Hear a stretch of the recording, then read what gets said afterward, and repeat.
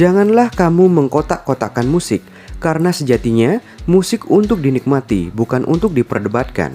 Apalagi dimendang-mendingkan mana yang jelek atau mana yang bagus. Kalau kata Farel Prayoga, ojo dibandingkelah. Ya selera masing-masing John. Namun, hal tersebut nampaknya nggak berlaku di mata para kritikus musik paling nyinyir sekalipun. Sepanjang sejarah, beberapa band rock terkenal seperti The Beatles, Pink Floyd sampai Pearl Jam telah memenuhi harapan para kritikus musik, melampaui hype dan menyatu dengan budaya populer. Berbeda dengan band-band tersebut, beberapa band lainnya justru dianggap terlalu komersil atau terlalu dilebih-lebihkan oleh media. Nah, berikut ini nih guys, ada beberapa band yang sering dianggap overrated oleh para kritikus dan para penggemar musik rock sendiri. Tanpa mengurangi rasa hormat terhadap para musisi tersebut, yuk langsung saja kita gaskan.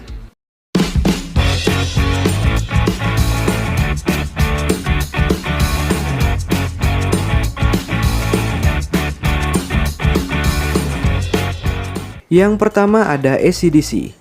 Para penggemar dan kritikus musik rock mungkin setuju dengan fakta kalau AC/DC dapat terus membuat lagu-lagu yang hanya bermodalkan 3 akord dan riff saja. Bahkan, banyak kritikus yang menyebut AC/DC sebagai band yang mencoba meniru rock dan mengubahnya menjadi komoditas pasar, sehingga mereka dapat muncul dalam game Guitar Hero. Selain itu, mungkin juga faktor logo mereka yang mulai jadi unsur fashion dunia, macam The Beatles, The Rolling Stones, Nirvana, atau Metallica. Banyak yang memang hanya memakai kaos atau pakaian dengan logo-logo band besar karena sebatas keren saja. Selebihnya mungkin tidak suka dengan musikalitasnya atau bahkan tidak mengerti logo yang ada dalam kaos adalah logo band. Bagi mereka, AC/DC dapat digunakan untuk merepresentasikan genre rock ke orang-orang yang baru mengenal musik rock. Jadi kalau bisa dikatakan, memang AC/DC terlalu overrated dalam segi penggunaannya sebagai desain fashion, soundtrack untuk film atau serial, sampai dengan musiknya yang dianggap terlalu sederhana. Namun, tidak ada alasan yang kuat untuk menempatkan mereka sebagai band yang ikonik dan berpengaruh dalam sejarah musik rock. Berikutnya ada Guns N' Roses. Kalian pasti bertanya-tanya, mengapa banyak orang yang menyukai Guns N' Roses? Walau terdengar klise, beberapa orang menyukai band ini karena permainan gitar slash dan suara lengkingan milik Axl Rose. Namun jangan lupakan fakta, kalau Axl Rose adalah salah satu vokalis hair rock yang terlalu dibesar-besarkan oleh media pada tahun 90-an. Selain itu, kepribadian buruk Axl lah yang telah memecah belah band ini di akhir tahun 90-an. Dan saat ini, penampilan panggung Axl sudah tidak layak untuk ditonton. Suaranya cenderung false dan ia terlihat sangat memaksakan diri. Melihat semua alasan tersebut, muncullah sebuah pertanyaan. Bagaimana bisa Guns N' Roses dikenal sebagai salah satu band yang memiliki pengaruh terbesar dalam dunia rock? Slash mungkin adalah gitaris yang hebat, tetapi secara individual, ia tidak bisa membuat lagu yang bagus. Guns N' Roses mungkin pantas disebut dengan gitar band yang layak untuk didengarkan. Tetapi sebagai musisi yang sering dianggap ikonik, mereka tidak bisa berbuat lebih banyak dengan gaya bermusik mereka yang begitu-begitu saja.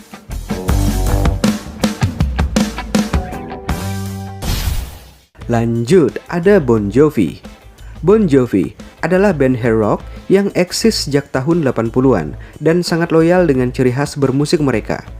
Tidak dapat dipungkiri kalau mereka selalu membuat pola berulang di setiap lagu mereka sampai-sampai semuanya terdengar mirip. Bahkan dalam sebuah wawancara untuk majalah Rolling Stones, keyboardist Bon Jovi David Bryan menyatakan kalau mereka tidak akan pernah membuat album eksperimental karena takut dianggap egois oleh para penggemarnya. Bryan juga mengatakan kalau Bon Jovi mendedikasikan lagu-lagunya untuk para penggemarnya, sehingga ia tidak mau mengecewakan mereka dengan memasukkan formula baru ke dalam gaya bermusik mereka. Oleh karena itu, banyak pengamat musik rock menganggap Bon Jovi overrated karena gaya bermusik mereka yang stagnan. Kemudian ada Nirvana. Mungkin kalian kaget ketika melihat Nirvana dalam daftar ini. Pertanyaannya adalah, mengapa band sebesar dan se-ikonik Nirvana bisa dianggap overrated? Oke, berikut penjelasannya. Tidak dapat dipungkiri kalau Kurt Cobain adalah seorang musisi dan penulis lagu terhebat di masanya, terlebih karena ia bisa menyajikan musik grunge kepada khalayak umum. Selain itu, Nirvana juga dapat memberikan penampilan live yang sangat mencekam, seperti yang telah mereka perlihatkan dalam acara MTV Unplugged. Namun, tak lama setelah kematian Cobain, Nirvana bubar. Setelahnya Nirvana justru dijadikan komoditas yang bisa kita lihat dalam bentuk t-shirt atau gaya berpakaian grunge. Tentu saja, hal ini sangat dibenci oleh Cobain sepanjang hidupnya yang ia sebut sebagai cock rock. Tak hanya itu, kematian Cobain yang seolah-olah menjadi martir di mata para penggemarnya sering disalah tafsirkan dan dianggap sebagai akhir yang melankolis bagi seorang pria.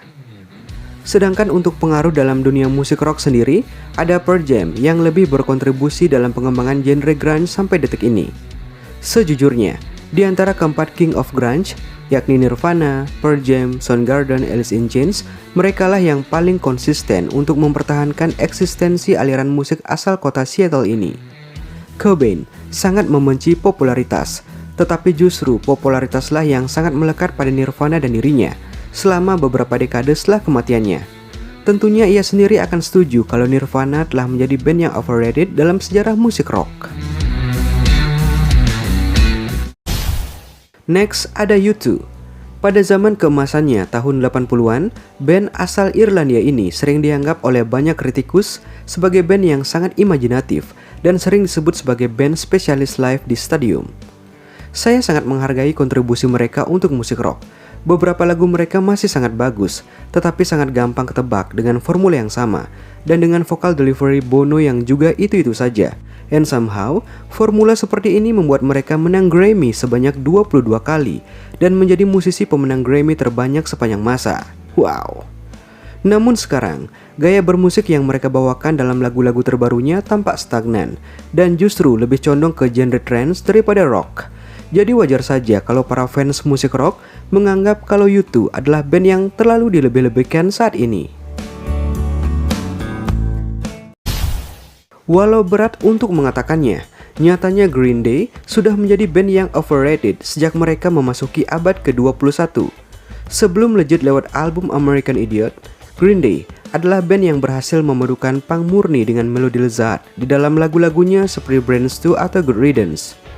Namun, setelah melejit di tahun 2004, mereka tidak lagi menjadi band yang eksperimental dan mulai main aman. Sekarang, Green Day tidak lagi menjadi sebuah entitas dalam musik rock dan hanya diakui karena penampilan live-nya yang masih memukau. Apalagi sempat dikritik sama Johnny Rotten.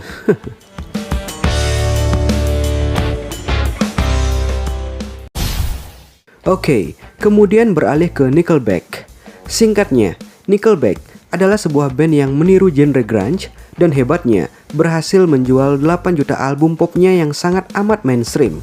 Anehnya, single-single populer mereka juga menjadi favorit para pendengar radio pada saat itu.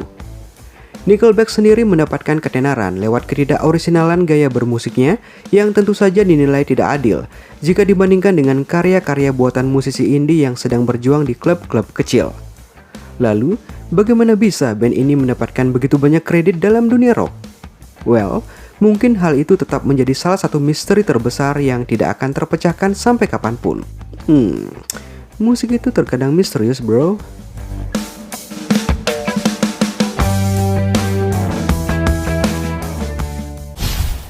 Terakhir mungkin ada satu tambahan lagi, yakni Avenged Sevenfold.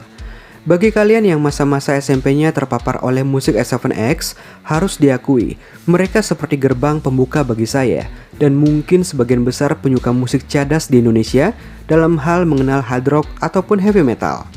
Sampai akhirnya kita menemukan referensi musik yang lebih keras dan mengerikan dari S7X ini, dan otomatis secara perlahan musik mereka menghilang dari radar kita. Musik mereka juga doesn't age very well, sangat usang untuk standar rock sekarang.